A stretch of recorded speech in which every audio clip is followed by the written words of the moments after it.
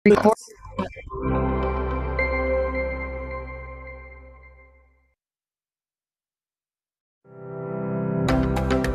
Berpengalaman lebih dari 40 tahun di pasar modal Indonesia. BRI Dana Reksa terdepan dalam mendukung aktivitas investasi Anda. Dengan BRI Dana Reksa Multi Investment Account, Anda dapat berinvestasi saham, obligasi, reksadana dalam satu genggaman. Raih tujuan investasi Anda bersama BRI Dana Reksa Sekuritas.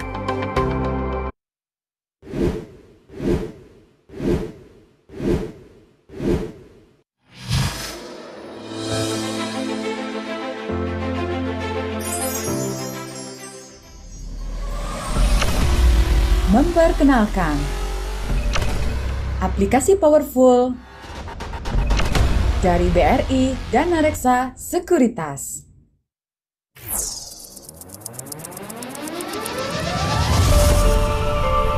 Bright, Bridge Grade Hybrid Trading System.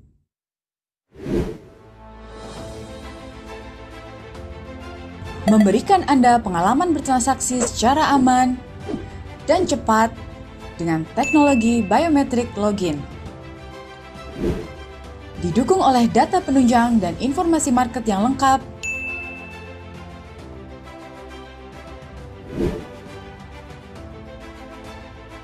dengan fitur transaksi yang handal, Anda dapat bertransaksi tidak hanya saham, tapi juga reksadana dan obligasi secara real-time. Bright memberi kemudahan dalam berinvestasi di pasar modal. Bertransaksi saham lebih nyaman dengan fitur Advance Order.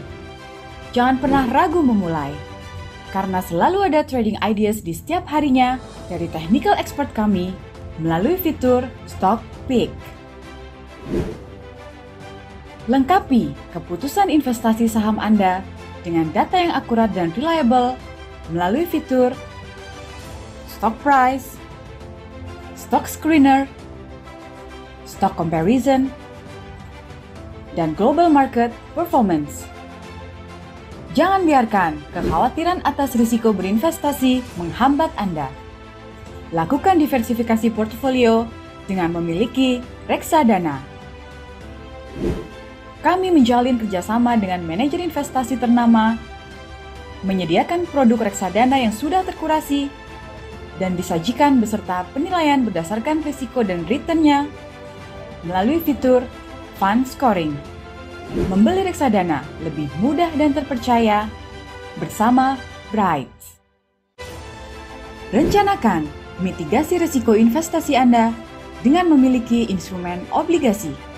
Dengan Bright, pilihan obligasi lebih beragam, mulai dari obligasi pemerintah, SBN dan SBSN retail, serta obligasi korporasi.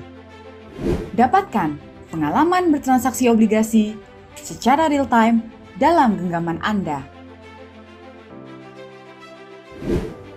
Download sekarang. Bright, bring you to a brighter future. Hai Breeders, pemesanan Ori 24 kini jauh lebih mudah. Kamu bisa mendapatkan cashback hingga 22,5 juta rupiah untuk pembelian dengan nilai maksimum 15 miliar rupiah, serta bebas biaya penyimpanan bulanan loh. Syarat dan ketentuan berlaku.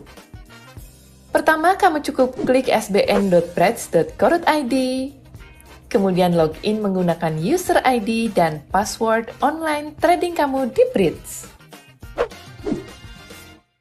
Selanjutnya pilih menu Investor, Data Investor, dan Registrasi Investor.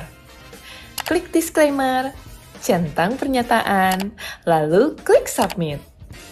Bagi kamu yang sudah bertransaksi SBN melalui Brights, kamu bisa langsung mengakses menu transaksi. Berikutnya, kamu bisa melakukan pemesanan dengan memilih menu, transaksi, pemesanan, dan pesan surat berharga. Di sini kamu bisa pilih serinya yaitu Ori 24 dan input nominal pemesanannya. Jangan lupa klik submit ya.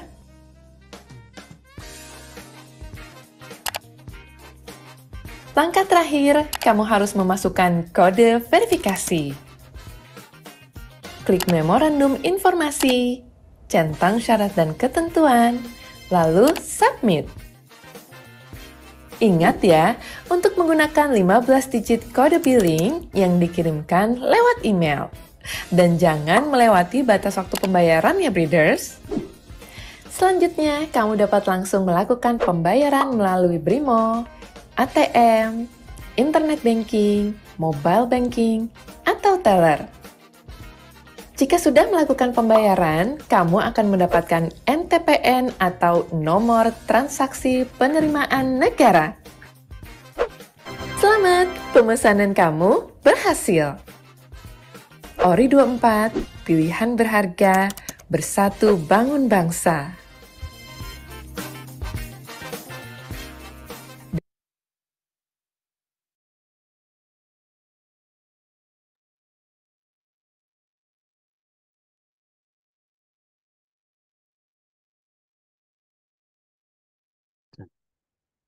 Halo, selamat sore, Sobat Trader semua. Assalamualaikum warahmatullahi wabarakatuh. Biasa pada sore hari ini kita akan bergabung kembali nih. Ya, selamat datang di EduPay Series BRI dan Atas Sekuritas. Ya, Education Series yang menjanjikan webinar reguler ya, mulai dari perencanaan keuangan, pengenalan berbagai macam instrumen investasi di pasar modal ya, terus penggunaan aplikasi dan fitur Bright, sampai metode analisis untuk trading maupun investing. Ya, semua disajikan dengan lengkap bersama narasumber yang kompeten di bidangnya. Perkenalkan, nama saya Toto Andrianto yang akan bertugas sebagai host pada sore hari ini, dan tentunya saya tidak sendiri. Dan narasumber kita sore hari ini yaitu Mbak Cut Intan Rahmi yang sudah tidak asing ya, yang akan membawakan materi yang berjudul Dalam Jiwa yang Kuat Ada Portofolio yang Sehat ya. Maka sebelum sesi dimulai, saya akan membacakan peraturan webinar sore hari ini ya. Nanti diharapkan peserta untuk mematuhi peraturan tersebut. Yang pertama yaitu menggunakan nama lengkap ya ketika join. Mohon cantumkan saat registrasi, menjaga ketertiban selama berlangsungnya acara, yang menuliskan kata yang sopan ya. Terus menyampaikan pertanyaan melalui kolom chat, yang menyampaikan pertanyaan sesuai tema yang dibawakan ya. Terus dilarang merekam materi webinar dan disebarluaskan. Jadi itu yang perlu kita taati ya teman-teman ya. Jadi pada sore hari ini kita akan membahas tentang dalam jiwa yang kuat ada portofolio yang sehat ya, bersama narasumber kita yaitu Mbak Cut Intan Rahmi. Beliau adalah seorang yang ahli dan saat ini sebagai Lead Advisor BRI dan Reksa Sekuritas Cabang Bandung ya. Kita langsung saja sapa beliau. Halo Mbak Cut Intan, apa kabarnya? Siang, halo, selamat siang Kang Toto dan Sobat Breeder. Oke, nanti kita sore saat ini kita bahas apa ya Mbak Intan ya? eh Mungkin kurang lebih kita bahas terkait portofolio saham nih Kang Toto. Gimana Oke, supaya portofolio saham itu lebih sehat dan lebih seimbang seperti itu ya. ya agar makin sehat ya. Jadi pikiran kita lebih sehat juga nih. Kalau portofolio kita sehat, insya Allah pikiran-pikiran kita juga sumringah ya. Baik, tanpa lama-lama lagi saya langsung saja ke Mbak Intan. Mangga dipersilahkan waktu dan tempat. Baik, terima kasih Kang Toto dan Bapak Ibu nih yang sudah bergabung sore kali ini. Kita bahas terkait bagaimana sih sebenarnya portofolio yang seimbang, kemudian portofolio yang sehat seperti apa. Mungkin nanti sisanya kita juga akan sharing ya. Mungkin boleh nih Bapak Ibu kalau mau sharing kondisi portofolionya saat ini seperti apa boleh. Atau nanti minta rekomendasi dari apa namanya gimana tips-tipsnya supaya portofolionya bisa sehat, kemudian bisa seimbang gitu ya. Atau yang portofolionya lagi kurang apa, kurang bagus saat ini boleh konsultasi sama sales atau brokernya atau ke saya langsung juga boleh seperti itu. Oke, mungkin saya coba izin share materi hari ini. Sebentar saya siapkan dulu ya. Oke.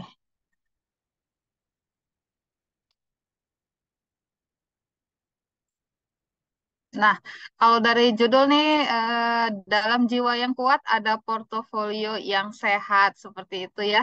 Jadi benar-benar memang kalau misalkan terkait portofolio ini memang apa namanya bisa kita bilang ini juga ada kaitannya dengan psikologis kita ya, terhadap portofolio kita atau terhadap investasi kita atau terhadap gaya trading kita seperti itu ya sehari-hari. Jadi di sore kali ini, bagaimana kita membahas terkait portofolio saham yang seimbang. Nah, itu ada istilahnya balance investment strategi dalam saham, seperti itu ya. Istilah ini tuh dikenal dengan strategi menyeimbangkan komposisi portofolio. Kalau bentar saya pakai ini, oke. Ini ya, balance investment strategi. Nah, ini dikenal dengan strategi menyeimbangkan komposisi ya. Jadi di sini kita garis bawahi ada komposisi dari portofolio saham yang dimiliki.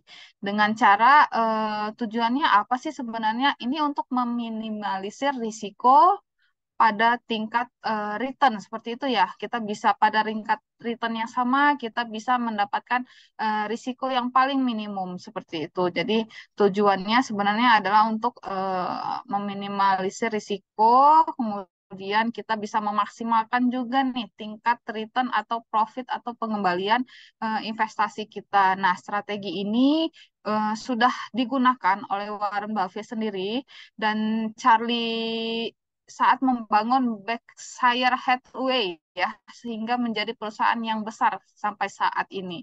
Jadi ini memang strategi-strategi yang sudah teruji dan juga sudah pernah digunakan gitu ya oleh para investor-investor apalagi di luar sana yang mengelola portofolio atau fund-fund yang sangat besar seperti itu.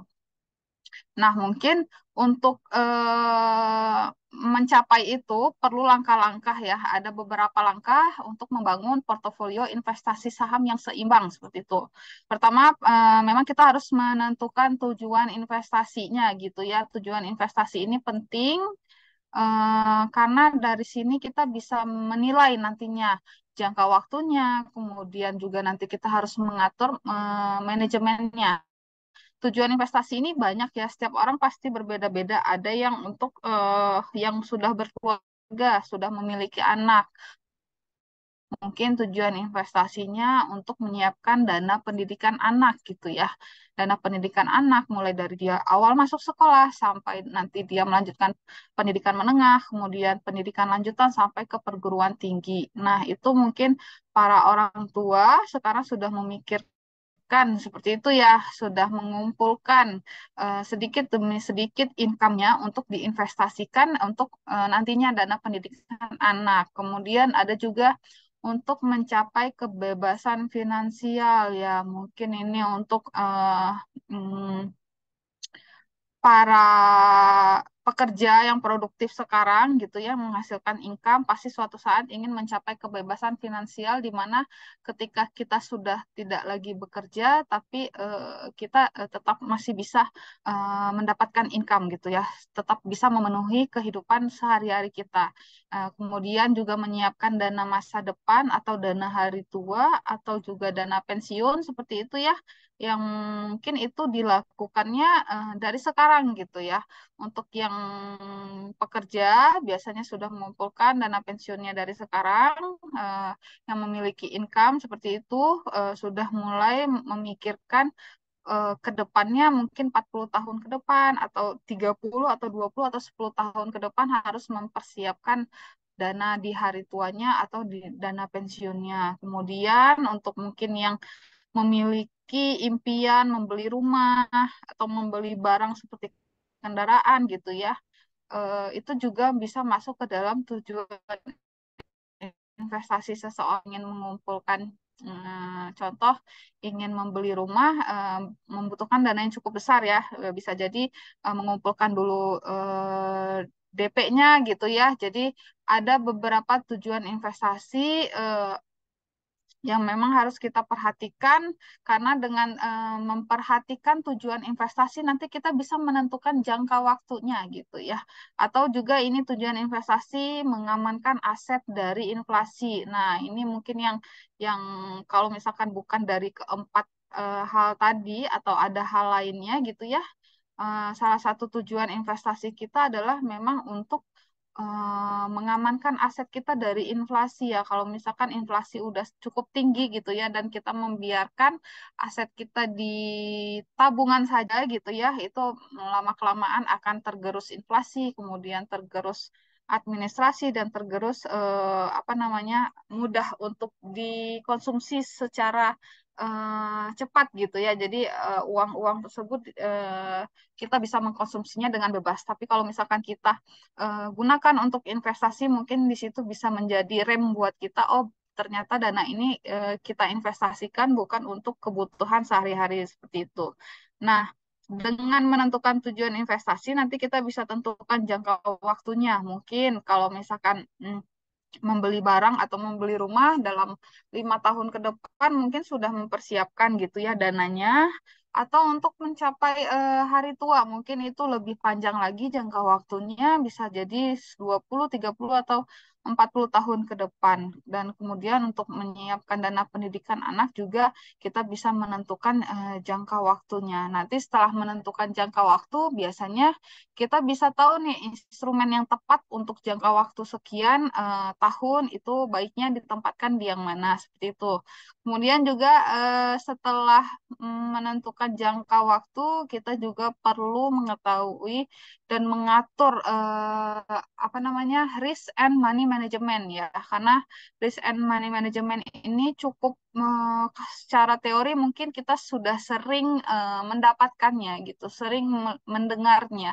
Tapi kalau misalkan diterapkan itu cukup menantang juga ya, cukup menjadi challenge untuk diri kita, apakah kita bisa mengatur uang kita dengan baik, atau income kita yang setiap bulan kita terima itu bisa kita atur dengan baik, kemudian bisa kita evaluasi bagian mana aja nih pengeluarannya, kemudian bisa kita kontrol gitu ya. Kalau misalkan sudah dibajetin sekian persen, tapi ternyata tiap bulan itu melebihi dari apa yang sudah kita tetapkan, itu bisa kita evaluasi.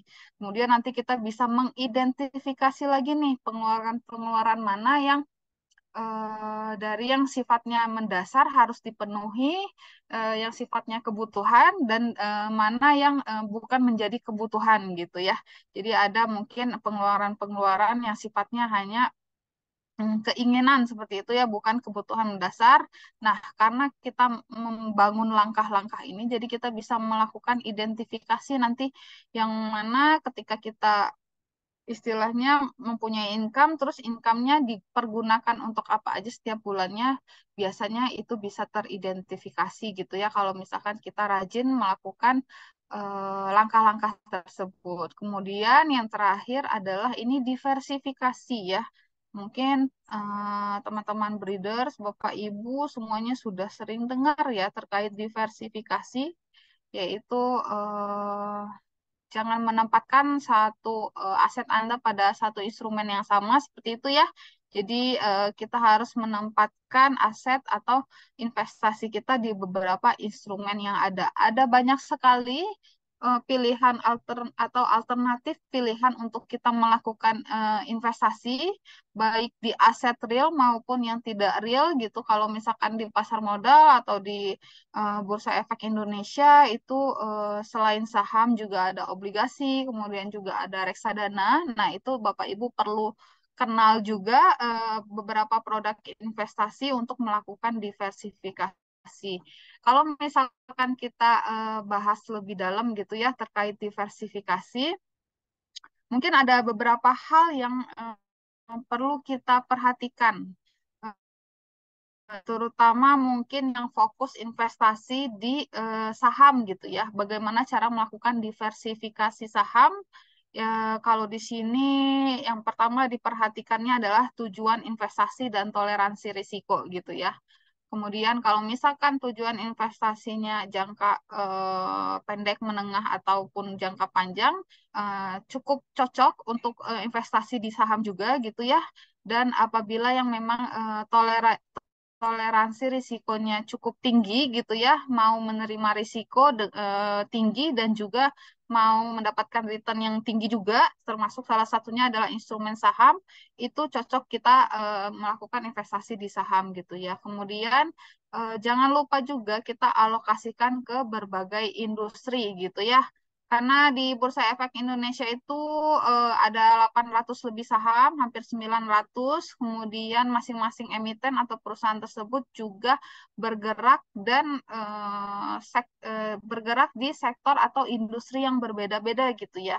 Jadi kalau misalkan dalam portofolio Bapak Ibu eh, ada berbagai jenis saham, misalkan 5 atau 3 saham, itu maksimalkan alokasi ke berbagai industri. Dalam artian bahwa mungkin jangan hanya mempunyai saham yang di sektor satu yang sama gitu ya. Misalkan portofolionya hanya ada di saham banking doang, atau hanya ada di saham consumer doang, atau hanya ada di saham pertambangan doang gitu ya.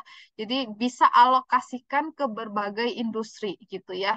Dari tiap-tiap industri itu nanti Bapak Ibu bisa pilih nih top emitennya yang mana untuk diinvestasikan seperti itu. Misalkan kalau banking, pilih yang mana, kemudian nanti misalkan ada sektor yang lainnya, Bapak Ibu bisa pilih sahamnya. Nah, itu tergantung lagi nanti, misalkan lebih suka atau prefernya sukanya sama industri-industri yang seperti apa, itu bisa balik lagi ke selera dari apa nasabahnya gitu ya, selera dari investornya. Tapi usahakan itu bisa di berbagai industri karena dalam satu momentum biasanya dalam 1 tahun atau 2 tahun atau 3 tahun itu setiap industri itu bergeraknya berbeda-beda ya. Kalau misalkan sekarang mungkin industri apa yang lagi bagus, nah mungkin bisa diikuti. Kemudian kalau misalkan Bapak Ibu hanya menempatkan satu sahamnya di satu industri, kalau misalkan industrinya lagi bagus, oke, mungkin menjadi keberuntungan ya buat kita karena sahamnya semua di industri tersebut. Tapi kalau misalkan ada kalanya kita terjebak di industri yang memang lagi tidak bertumbuh nih, lagi tidak bagus nih pasar atau industrinya. Nah, makanya dari itu untuk meminimumkan risiko tersebut, meminimalkan risiko tersebut, kita perlu namanya diversifikasi industri juga. Industri, kemudian hampir sama investasikan dalam berbagai sektor karena di setiap industri ada sektornya lagi seperti itu ya. Kita investasikan juga minimal di 3 sampai mungkin maksimal 5 sektor ya. Kalau misalkan tiga, kalau 3 dirasa cukup, mungkin kalau 5, kalau misalkan Bapak Ibu bisa memantau 5 saham sekaligus ya dalam portofolionya ya cukup bagus. Kalau misalkan belum bisa ya cukup 3 seperti itu ya. Kemudian juga evaluasi risiko dan volatilitasnya karena ada beberapa saham memang yang bergerak cukup fluktuatif gitu ya, cukup volatile seperti itu. Jadi perlu kita perhatikan juga apa namanya, Bapak Ibu harus memilah dan memilih saham-saham karena sifat saham tuh banyak ya, ada yang volatile, kemudian ada yang defensif juga seperti itu, kemudian ada yang sifatnya growth gitu ya, yang tumbuh terus walaupun memang returnnya nggak cukup tidak cukup menantang seperti saham-saham volatile. Nah, itu perlu kita perhatikan juga dan batasi juga apa namanya investasi di saham-saham yang cukup volatile gitu atau cukup cukup mengandung risiko yang tinggi karena naik turunnya itu cukup tinggi seperti itu ya. Misalkan dalam sehari bisa naik 35% dan ada juga potensi untuk turun 35%, usahakan itu porsinya dikecilkan dalam portofolio seperti itu. Kemudian perhatikan juga dividen, di mana kalau misalkan memang Bapak, Ibu, atau Sobat Breeder pengen nih berinvestasi di saham-saham yang memang memiliki dividen cukup tinggi gitu ya. Bagaimana pemilihannya? Mungkin kalau di Bursa Efek Indonesia itu udah disediakan yang namanya indeks ya. Kalau nggak salah ada indeks high dividend gitu ya, ada sekitar 30 high 30 gitu ya kalau nggak salah.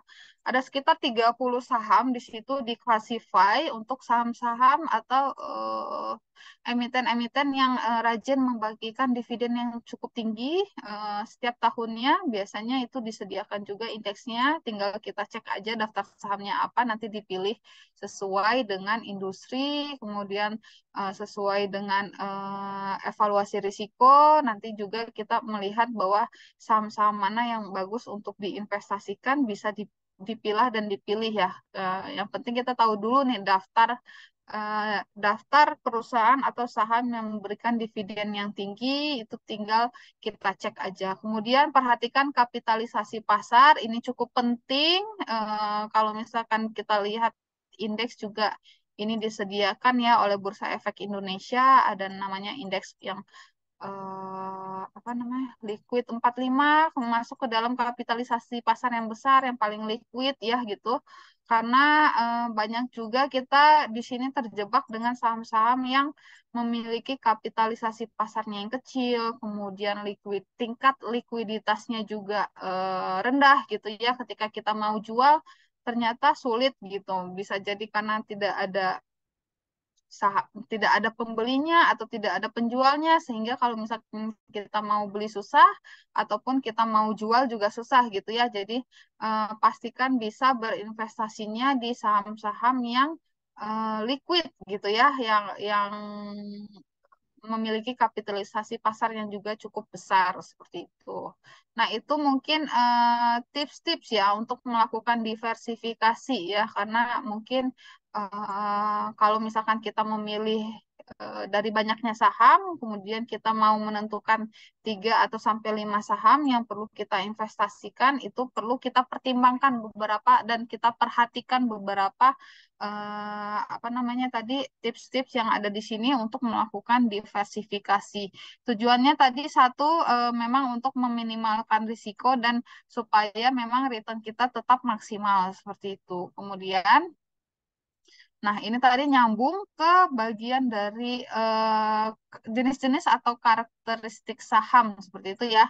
Jadi kalau saham itu kalau di sini didefinisikan ada satu, dua, tiga, empat jenis ya.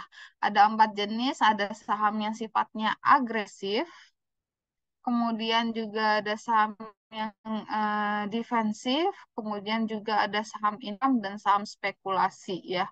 Mungkin ini kalau kita cek secara satu persatu ya definisinya, saham-saham agresif contohnya ini biasanya untuk disukai oleh para trader yang jangka pendek gitu ya, atau yang suka scalper gitu ya. Jadi karena memang sahamnya agresif, jadi dia bergeraknya sangat volatile gitu dan memiliki tingkat risiko yang sangat tinggi nih. Jadi mungkin dalam sehari itu range pergerakan sahamnya cukup cukup lebar gitu ya. Jadi bisa dimanfaatkan untuk scalper seperti itu. Kemudian ada juga saham defensif. Saham dengan karakter defensif adalah saham yang memiliki harga relatif lebih stabil ya dari ke tahun ke tahun. Umumnya emiten ini termasuk dalam kategori sektor yang produknya kita gunakan nih sehari-hari seperti consumer good atau perbankan. Nah, ini biasanya jadi penyelamat portofolio ya kalau misalkan indeks harga saham gabungan lagi turun atau ekonomi lagi gonjang-ganjing, biasanya saham defensif ini harus tetap ada gitu ya di portofolio kita. Kemudian ada saham income, biasa ini kaitannya dengan yang rajin membagikan dividen, kemudian juga apa namanya rajin membagikan dividen dan juga membagikan dividen yang cukup tinggi ya, karena selain dari capital gain kita juga bisa mendapatkan income nih dari saham-saham ini.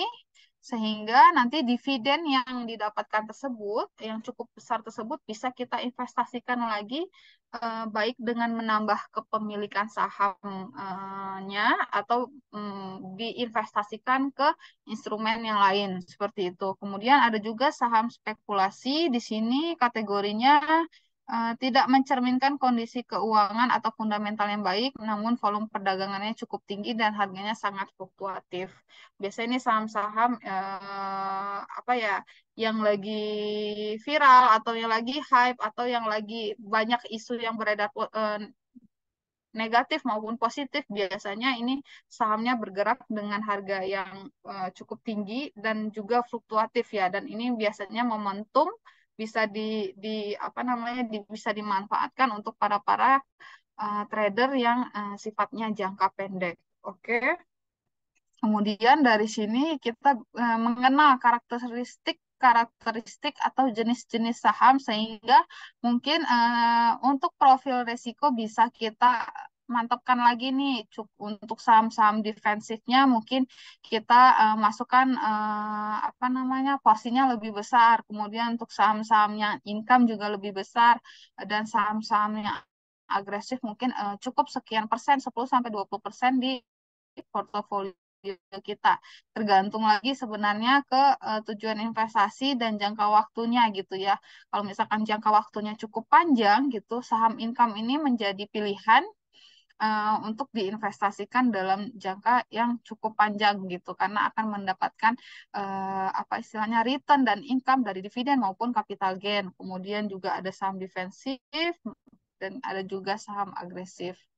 Oke, itu jenis-jenis karakteristik saham. Kemudian ini ada beberapa panduan atau contoh bagaimana sih sebenarnya portofolio yang sehat yang mungkin bisa diterapkan juga nih oleh Bapak Ibu breeders. Nah, kalau di sini kita perhatikan dulu, di sini ada 1, 2, 3, 4, 5 hal gitu ya, jumlah portofolio yang ideal. Kalau di total ini lingkaran bulat semuanya adalah 100%, kemudian porsi saham-saham solid biasanya lebih besar, bisa mencapai sampai dengan 70% gitu ya. Kemudian porsi saham yang second liner itu biasanya maksimal di 20%. Kemudian juga kita perlu menyiapkan dana cash gitu ya, tidak semua ditempatkan di investasi. Nah, ini mirip-mirip ini ya, kalau misalkan kita belajar manajemen investasi ya, kayak para manajer investasi biasanya ini udah menerapkan portofolio-portofolio seperti ini, menempatkan dana-dananya dalam porsi-porsi sesuai dengan instrumen atau reksadana yang dikelola seperti itu ya kalau para big fund. Kemudian terbagi dalam beberapa sektor. Oke, mungkin kalau kita perhatikan di sini kita menyediakan dana cash sebesar 10% ya. Jadi sisa 90%-nya ditempatkan di saham. Nah, untuk 90% tersebut porsi pemilikan saham yang solid itu biasanya lebih besar. Contoh ini saham solid seperti itu ya. Kemudian ini juga dan ini juga ya. Jadi mungkin kalau di sini mencapai sampai dengan 70%, BBRI 30%, Indofood 20%, Jasa Marga 20%. Kalau di total ini mencapai 70% ya. Kemudian masuk ke porsi kepemilikan saham second liner nih.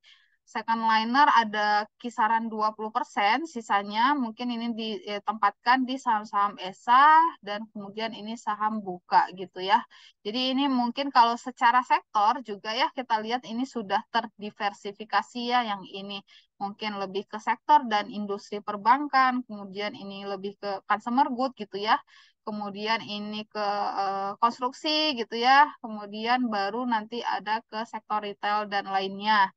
Nah, kalau misalkan secara sektor sudah terdiversifikasi, mungkin secara karakteristik saham juga sudah mewakili ya, ada beberapa saham yang sifatnya defensif, kemudian ada yang sifatnya saham apa tadi saham income ya, yang memberikan dividen cukup besar, kemudian mungkin ada juga saham yang sifatnya agresif gitu ya, dan ada juga yang sifatnya tadi spekulasi gitu ya. tergantung dengan jenis. Nah, ini beberapa mungkin sudah terdiversifikasi dengan baik. Kalau dilihat dari kacamata karakteristik saham sudah, terus kemudian juga dari jenis sahamnya yang solid, kemudian yang second laner, dan terbagi ke beberapa sektor gitu ya. Jadi mungkin kalau kita lihat portofolio, contoh portofolio ini, dia di sini berarti ada 5 saham ya, 5 saham yang harus dikelola dari portofolio ini. 1 saham BRI, kemudian 2 saham Indofood, kemudian ini 3 saham Jasa Marga, 4 saham ESA, dan 5 saham Buka. Nah, mungkin lebih dari ini kita harus yang benar-benar sudah expert gitu ya, kadang untuk menilai, melakukan valuasi, menganalisa. Kalau terlalu banyak saham juga tidak terlalu bagus ya di dalam portofolio. Tapi kalau misalkan kita punya knowledge, punya waktu, punya pengalaman, punya punya banyak ilmu gitu ya, tidak menjadi masalah misalkan mau didiversifikasi sampai 10 atau lebih saham gitu ya.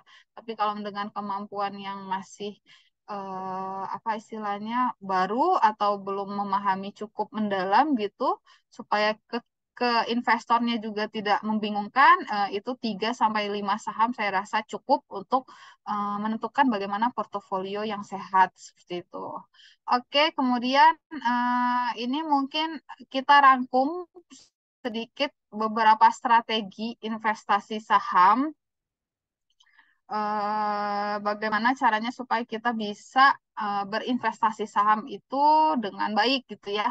Yang pertama mungkin ada strateginya menabung saham. Jadi pada dasarnya ini rutin ya menginvestasikan sejumlah uangnya ke saham-saham tertentu dalam jangka waktu panjang. Harapannya saham-saham yang tadi diinvestasikan itu dan rutin dibeli akan meningkat ya di masa depan sehingga memberikan keuntungan ketika waktu dijual gitu ya.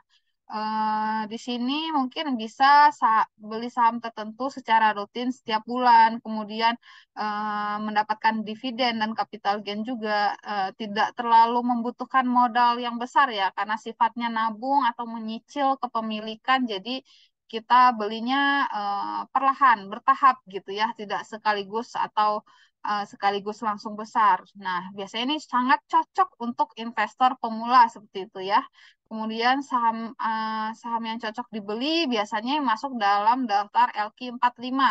Bagi pemula disarankan memang untuk pilihlah saham-saham yang masuk dalam daftar LQ45 karena itu sangat cocok untuk memulainya. Jangan masuk ke saham-saham misalkan yang harus memiliki strategi yang lebih mendalam gitu ya, seperti misalkan yang saham-saham second liner, kemudian third liner, apalagi ya pilihlah saham-saham yang first liner itu yang masuk ke dalam daftar LQ45. Kemudian mementingkan fundamental terlebih dahulu nih daripada sisi teknikalnya. Jadi memang kita mencoba membeli saham itu melihat sisi fundamentalnya terlebih dahulu gitu. Kemudian cocok untuk tujuan keuangan jangka panjang. Jadi kalau misalkan dilihat secara historis pergerakan harga saham tersebut bergerak 5 tahun, 10 tahun ke depan, 10 tahun sebelumnya itu biasanya sudah membentuk historis pergerakannya. Nah, historis tersebut akan menjadikan proyeksi atau istilahnya gambaran buat kita ke depannya apakah perusahaan tersebut bekerja secara baik di periode sebelumnya atau tidak. Nah, itu biasanya dari historis pergerakan harga sahamnya. Dan di aplikasi Bright juga ya Bapak Ibu ini sudah tersedia fasilitasnya.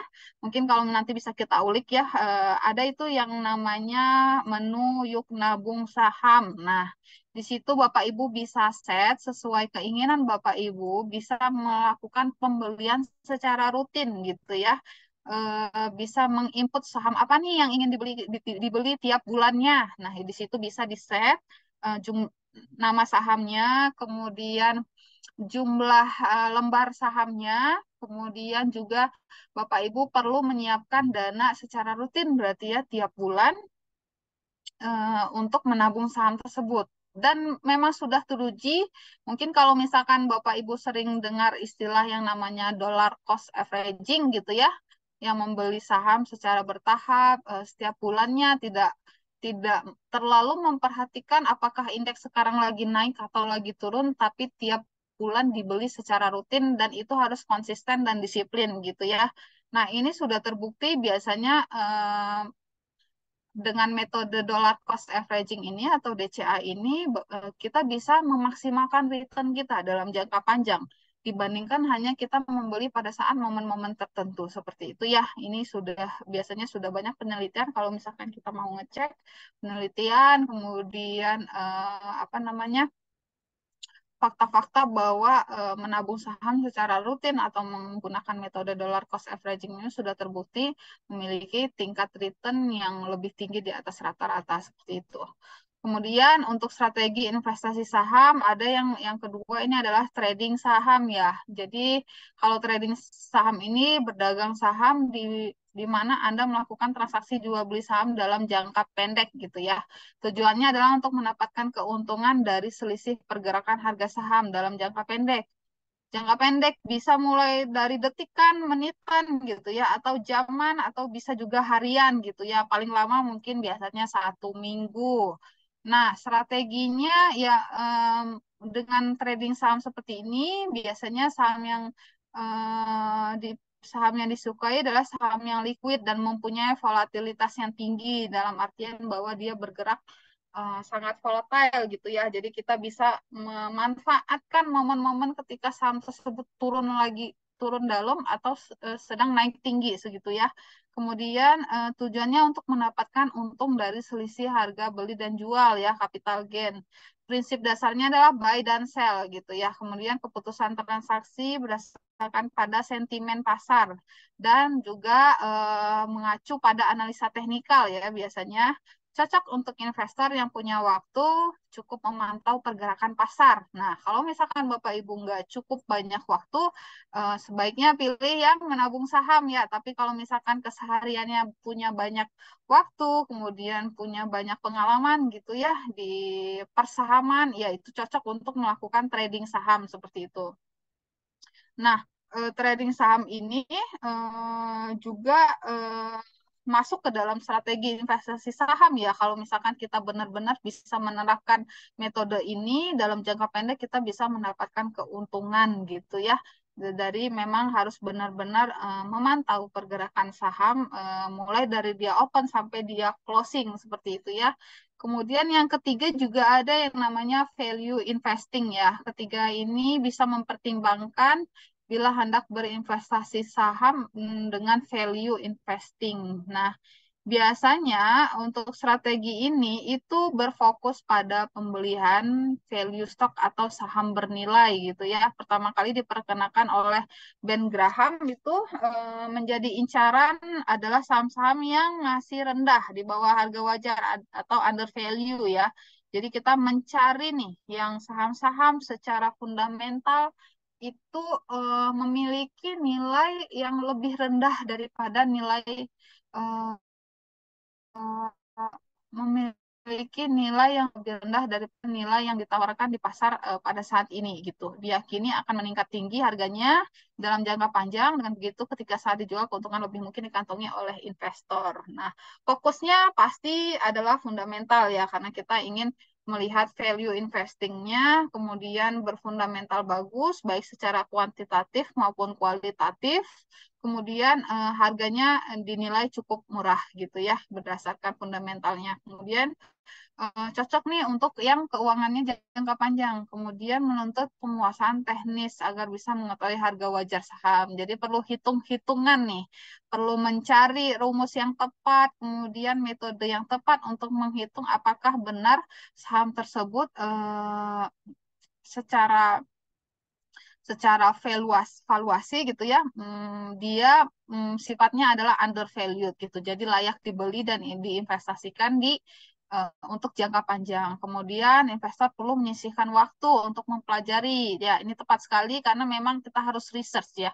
Do your own research karena kita nggak bisa menetapkan value investing, saham-saham yang value investing hanya berdasarkan orang lain gitu ya. Kita harus benar-benar melakukan research kita sendiri. Kemudian juga berpeluang memberikan untung besar ya, karena memang karena anggapannya bahwa saham value investing ini sebenarnya kalau secara valuasi itu dinilai harganya 3.000 gitu ya. Secara fundamentalnya, secara intrinsiknya itu 3.000. Tapi kok di pasar harganya cuma 1.200 gitu ya. Berarti ini ada istilahnya eh, ada ada potensi nih untuk saham tersebut bisa menyesuaikan harga valuasinya gitu. Di pasar cuma 1.200 tapi harga valuasinya itu 3.000 ya. Berarti kan harusnya kalau di pasar segini kemurahan gitu ya istilahnya. Jadi ini biasanya direkomendasikan untuk beli dan simpan untuk jangka panjang. Kemudian juga ada income investing. Tadi tuh balik lagi ke saham-saham yang memberikan fokus dan ininya adalah memberikan keuntungan berupa dividen ya. Cari daftar-daftar saham yang memiliki dividen yang cukup tinggi, yang rajin membagikan dividen tiap bulan, tiap bulan, tiap tahun gitu ya. Ada yang setahun 2 kali atau 3 kali ataupun yang sekali. Nah itu biasanya kita cari tuh daftar-daftar saham yang memberikan dividen yang rutin dan biasanya cukup tinggi. Jadi dengan dividen tersebut biasanya kita akan mendapatkan income yang cukup lumayan ya. Bahkan ada mungkin saham yang memiliki dividen payout ratio-nya itu sampai dengan 100%. Jadi total keseluruhan keuntungan yang dia dapatkan di tahun buku sebelumnya itu ini bukan DPR Dewan Perwakilan Rakyat ya, tapi dividen payout ratio-nya 100%. Jadi semua laba keuntungannya itu dibagikan dalam ke para pemegang saham dalam bentuk dividen. Nah, ini fokus-fokus yang strategi invest saham dengan metode income investing ya. Jadi di sini juga investor perlu menyisihkan waktu nih untuk mengetahui saham perusahaan yang rutin membagi dividen. Oke, kemudian juga ada growth investing. Nah, kalau growth investing ini biasanya fokusnya mencari saham-saham yang memiliki potensi keuntungan pertumbuhannya tinggi. Jadi memang ini biasanya saham-saham kalau kita belajar life cycle gitu ya, ada yang namanya saham yang baru pemula gitu ya. Nah, gini ya. Nanti ada fase ini awal, kemudian ini growth, di sini udah mature gitu ya, udah mature, nanti di sini ada fase decline. Nah, di fase growth ini ada saham-saham yang memang pertumbuhannya cukup cepat, cukup signifikan, itu akan memberikan istilahnya memberikan keuntungan yang cukup besar bagi investor. Tapi biasanya keuntungannya itu dalam bentuk ini ya capital gain, bukan dalam bentuk dividen. Karena biasanya saham-saham yang growth ini lebih memfokuskan strategi perusahaannya itu pada pengembangan bisnis perusahaan. Jadi biasanya kalau dividennya biasanya sih tidak terlalu tinggi ya, karena kalau misalkan perusahaan mendapatkan laba, biasanya dia gunakan untuk ekspansi gitu ya. Jadi untuk memperluas bisnisnya, membeli lahan baru atau membuka pabrik baru yang sifatnya adalah growth seperti itu. Nah, ini tidak terlalu memperdulikan valuasi saham, yang terpenting saham itu diyakini memiliki potensi tumbuh yang besar gitu ya. Cocok untuk jangka panjang, kemudian juga kita perlu melihat fundamentalnya, juga kita tidak terlalu memperdulikan harga wajar ya, cuman kita melihat bahwa perusahaan tersebut memang benar-benar lagi posisinya lagi growth nih kalau kita lihat bisnisnya seperti itu. Nah, itu beberapa strategi tadi investasi investasi saham mungkin bisa kita mix and match tergantung dengan profil resiko kita. Cuman untuk pemula bisa menggunakan menabung saham gitu ya. Nanti kalau misalkan udah lebih expert, udah intermediate, bisa coba ke trading saham sambil berjalan mungkin nyicil untuk value investing dan income investing. Dan terakhir ada growth investing juga ya, berarti ada 5 strategi investasi saham yang bisa kita terapkan ketika kita mulai nih berinvestasi, memilih investasi di instrumen saham dan yang lainnya juga seperti itu. Oke, mungkin sekian untuk materi hari ini. Kita sharing kembali ya di akhir sesi. Sebelumnya saya kembalikan dulu pada host kece kita hari ini yaitu Kang Toto Andrianto. Oke, terima kasih Mbak Intan, luar biasa penjelasannya ya, bahwa portofolio kita itu secara umum ya Bapak Ibu ya, itu kita harus sehat nih. Nah, semoga bermanfaat dan bisa diaplikasikan ya buat sobat trader untuk menunjang trading maupun investasinya. Oke, kita sedikit rangkum tadi materi untuk sore hari ini.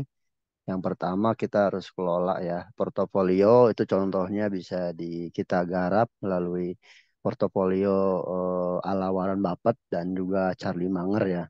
Ini sudah terbukti fund manajernya sukses ya, teman-teman bisa dapatkan, bisa kita baca juga ilmunya, bukunya juga banyak ya.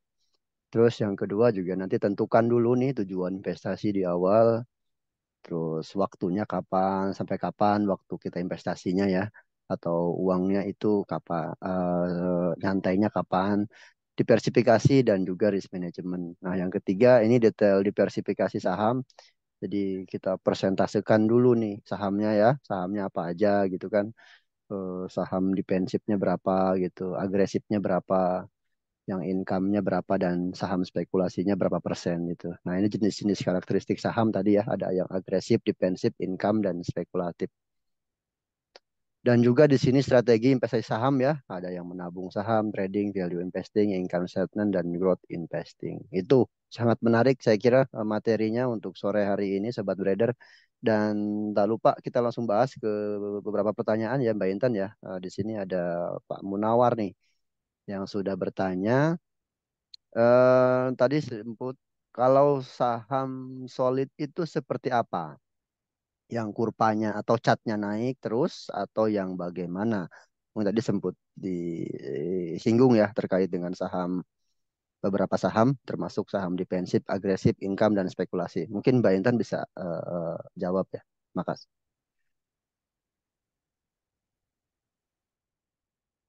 Baik, terima kasih Pak Munawar ya. Ya, Bertanya terkait saham solid. Tadi kita tuh sempat singgung terkait saham solid itu di Nah, di sini ya, ya. porsi saham-saham solid lebih besar ya. Mungkin kalau secara mudahnya kita pahami bahwa saham-saham solid itu memang saham-saham yang memiliki kinerja kinerja yang cukup bagus gitu ya. Kalau saham solid biasanya kita melihatnya lebih ke fundamentalnya nih Pak. Kita melihat bahwa misalkan kinerja perusahaannya bagus, misalkan melihat kinerjanya bagus dari mana, misal seperti laba bersihnya itu positif, nah itu bisa dimasukkan ke dalam kategori saham solid. Kemudian ekuitasnya juga yang solid serta memiliki valuasi-valuasi yang rendah gitu ya. Kemudian kalau kita cek melalui PER-nya atau valuasi atau rasio PBV-nya itu cukup rendah. Dan di Bursa Efek Indonesia di IDX itu juga biasanya sudah menyediakan kriteria-kriteria saham yang solid itu. Mungkin Bapak Ibu bisa cek di LQ45 atau kalau misalkan mau apa istilahnya mau yang lebih sedikit lagi bisa cek di IDX V30 gitu ya.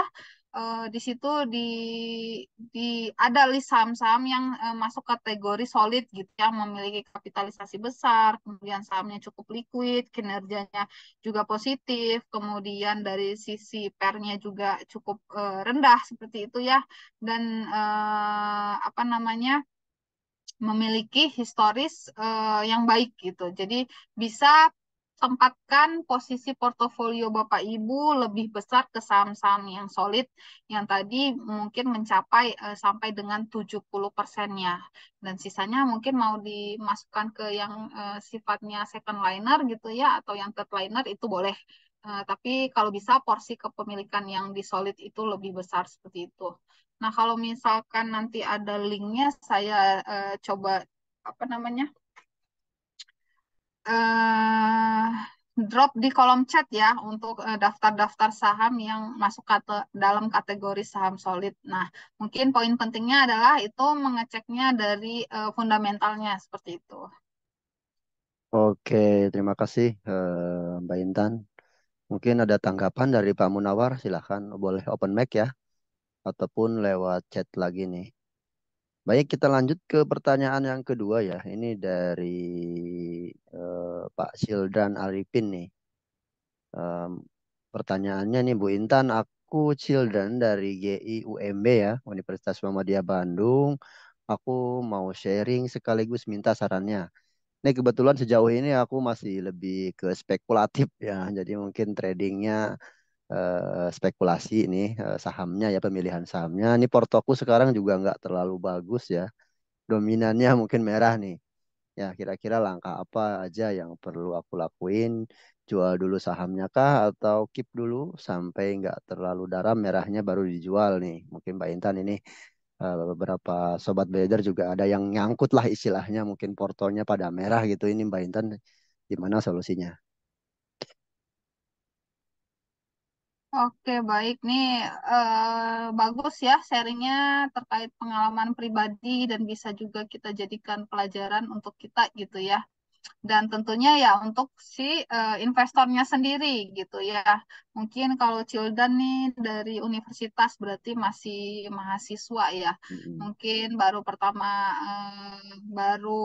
pertama terjun ke dunia persahaman dengan cukup banyaknya informasi gitu ya. Tidak apa istilahnya tidak menjadi ini kalau misalkan kadang kita terlibat di saham-saham yang agresif gitu ya, kemudian yang cukup tinggi volatilitasnya. Jadi sejauh ini aku masih lebih ke spekulatif sih. Ya mungkin kalau buat pemula kan istilahnya banyak ya ingin mencoba saham yang bagus, kemudian juga kadang ikutan mencoba saham yang spekulatif ya, itu menjadi pengalaman sih sebenarnya, menjadi pengalaman yang berharga, juga menjadi dasar evaluasi untuk kedepannya bagaimana sih berinvestasi yang bagus seperti itu ya. Kalau misalkan pertanyaannya adalah baiknya bagaimana gitu ya, karena memang sekarang posisi portofolionya dominan merah. Kira-kira langkah apa aja yang perlu aku lakuin? Jual sahamnya dulu atau di keep aja dulu sampai nggak terlalu dalam merahnya. Nanti dicek kembali sahamnya apakah masuk ke dalam kategori-kategori saham-saham yang berfundamental baik gitu ya. Kalau memang masuk ke dalam kategori yang berfundamental baik, itu silahkan di-keep sahamnya. Kalaupun memang nanti punya dana lagi untuk investasi, silahkan ditambah kepemilikannya secara berkala. Tapi kalau misalkan dilihat bahwa sahamnya memang penurunannya karena memang seiringan dengan penurunan kinerja perusahaannya gitu ya, memang bukan saham yang perusahaan-perusahaan yang berkinerja baik, itu sarannya bisa melakukan apa namanya ini ya, dijual dulu sebagian kalau bisa, kalau memang tidak bisa menanggung risiko cukup besar gitu ya, kalau misalkan cut loss semuanya cukup besar, bisa jual dulu sebagian, nanti sebagiannya dialihkan ke saham-saham yang bagus gitu ya. Tapi perlu dilihat lagi sebenarnya ini sahamnya apa, kemudian juga tujuan investasinya emang untuk jangka pendek atau jangka panjang. Karena kalau misalkan untuk jangka panjang apalagi perusahaannya bagus gitu ya, kalau ada penurunan harusnya tidak usah terlalu panik gitu ya, karena memang diperuntukkan untuk jangka panjang. Jadi kalau misalkan ada penurunan sekian persen di portofolio itu merupakan hal yang wajar karena kita berinvestasi di saham gitu ya. Berinvestasi di saham kita siap akan kenaikannya, juga harus siap akan penurunan sahamnya. Tapi balik lagi gimana tadi strategi-strategi yang dipilih tadi itu harus sesuai dengan profil risiko. untuk Cilda mungkin kalau misalkan sebelumnya spekulatif, coba nanti pilih strategi berinvestasi saham yang menabung gitu ya. Jadi beli secara bertahap. Kalau memang untuk belajar gitu ya, tadi yang spekulatif bisa, tapi coba porsi-porsi kepemilikan di saham-saham yang spekulatif itu dikecilkan gitu ya, bisa jadi 10% atau 20% gitu ya, dan mungkin kalau misalkan untuk mengikuti pola dan ritme saham-saham fluktuasi tinggi ya cukup beli satu lot atau dua lot gitu, apalagi untuk mahasiswa kan pemula ya baru baru mulai, jadi kalau misalkan ada kerugian gitu ya atau ada potensi-potensi capital loss itu masih bisa ditolerir seperti itu. Oke, Kang Sildan, mungkin ada tanggapan ya. Oh, di sini baik, terima kasih ya. Aku coba cek lagi fundamentalnya. Dari Pak Munawar juga sama tadi, siap, terima kasih. Mungkin itu Pak Kang Sildan ya, intinya secara umum portofolio kita agar tetap sehat ya. Ini yang sudah berlalu sudah itu sebagai pelajaran karena penting juga kita untuk belajar dari pengalaman yang sudah ada dan untuk kedepannya teman-teman harus sebelum beli maka kuncinya itu sebelum beli teman-teman harus riset dulu kira-kira ini tujuannya investasinya apa buat trading ataupun investasi. Nah, ketika sudah ada keputusan itu nih teman-teman silakan nanti tinggal ditentukan ya kalau trading harus pasang target price, stop loss, dan harus menguasai teknikal secara mendalam. Kalau mau investasi ya teman-teman juga harus riset terkait saham tersebut. Buat kelas fundamental apakah akan ada nanti Pak? Mungkin Mbak Intan bisa singgung dikit nih. Kelas fundamentalnya kapan lagi nih? Ya, ada kelas fundamental nanti kita akan lagi di awal November, awal November ya. Ini bulan Oktober, Ya, awal November nanti kita mulai lagi fundamental untuk kelas fundamentalnya. siap. Nanti kita akan lanjut terus ya analisa teknikal dan fundamentalnya buat sobat trader. Oh, ini sedikit sedikit menyinggung mungkin Pak Munawar ya. Kalau menabung saham itu ketika kita mau tambah tapi harganya jauh di atas, itu kira kita beli juga atau tunggu turun ya, Mbak Intan itu. Oke, ini strategi saham yang tadi menabung saham ya. Hmm. Untuk strategi saham yang menabung saham biasanya kita tidak terlalu melihat ini ya pergerakan harga sahamnya. Yang penting kita menambah kepemilikan gitu. Jadi kalau yang bulan lalu kita cuma punya 100 lembar, bulan ini kita punya 200 lembar, bulan depan 300 lembar, nanti secara jangka panjang itu harganya akan ke average gitu. Baik kita membelinya lagi harga tinggi atau harga rendah atau di harga yang biasa aja itu biasanya nanti akan membentuk rata-rata harga modal kita seperti itu. Jadi kalau yang sifatnya menabung saham itu kita nggak terlalu ini ya, nggak terlalu fokus di pergerakan harga sahamnya lagi tinggi banget, apalagi turun banget gitu. Tapi kita fokusnya adalah menambah kepemilikan kita di saham tersebut seperti itu. Oke, menjawab ya. Jadi Pak Munawar nggak melihat harga sahamnya, intinya beli aja sesuai waktu yang sudah ditentukan. Jadi harganya mau naik mau turun itu nanti terlihatnya ketika sudah jangka waktu tertentu ya akan terlihat bahwa oh harga rata-rata saya segini. Nah ini penting ya buat strategi investasi buat jangka panjang atau menabung saham. Baik, itu mungkin Mbak Intan ya untuk sore hari ini apa EduPay sore hari ini Sobat Brader bis- saya ingatkan kembali ya bisa install untuk aplikasi Braid apalagi sudah ada yang versi isi ya di Play Store maupun App Store-nya dan registrasi ataupun yang buka rekening baru itu tidak dikenakan biaya apapun.